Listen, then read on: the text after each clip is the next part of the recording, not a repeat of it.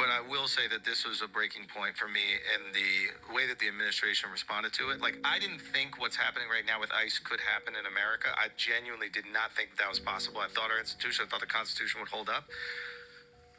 When I see it and then immediately defend it, I start to go, we gotta be very loud about this. Like, it all of a sudden becomes not like liberal catastrophic thinking. It starts to become very reasonable, nuanced criticism of the administration. They have just made the most far left critiques of the Trump administration. Their reaction to this has just justified all of them. While on one hand, I could say better late than never, and I'm glad that you finally caught up with the rest of humanity with understanding the atrocities going on in Minneapolis and across America right now.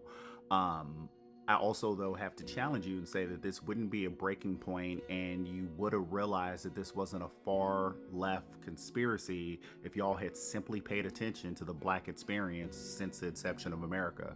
Hell, I don't even have to go that far back. We saw when 17-year-old Trayvon Martin got murdered by a neighborhood watch member and was villainized for wearing a hood and holding a bag of Skittles.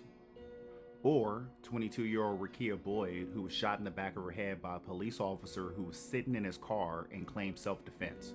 Let's also not forget 22-year-old John Crawford III, who was at a Walmart and had got a pellet gun from the sporting goods department that he was getting ready to purchase, and cops showed up and shot and killed him. Let's not forget 12-year-old Tamira Rice, who was playing with a BB gun at the park, and neighbors called the cops on him and said that the gun was probably fake, but cops showed up and shot him within 3 seconds of getting out of their vehicle. Let's not forget about 37-year-old Alton Sterling, who was selling CDs outside of a convenience store, and the cops got called on another man for waving a gun, and the cops came, showed up, harassed him, put him down to the ground, and shot and killed him.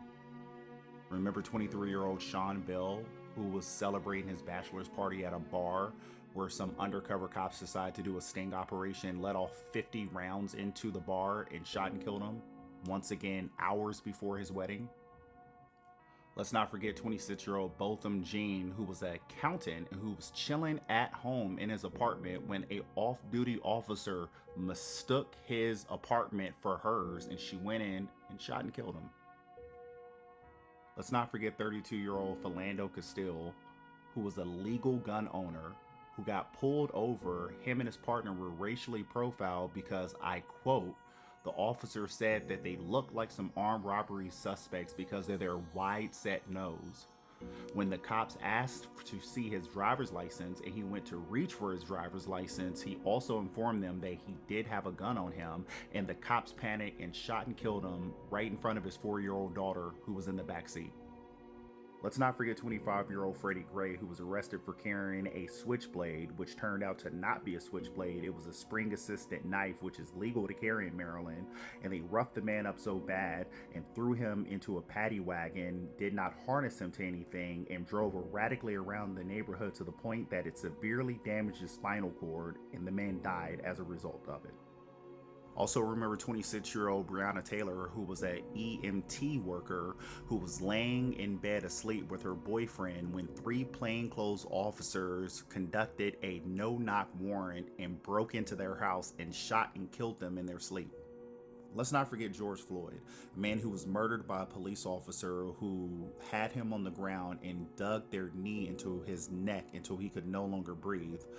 But a bunch of racist people couldn't understand why anyone would mourn the death of the man because he had a counterfeit 20. Even to this day, a bunch of people on that side, and political figures and even famous podcasters that you all mourned and cried about when they got assassinated last year, went on and on and on about how he did not die because of the knee in his neck. He died because of an overdose. This is one of the great examples of racism and one of the great examples of that regime telling you not to believe what you see with your eyes, but believe what we tell you.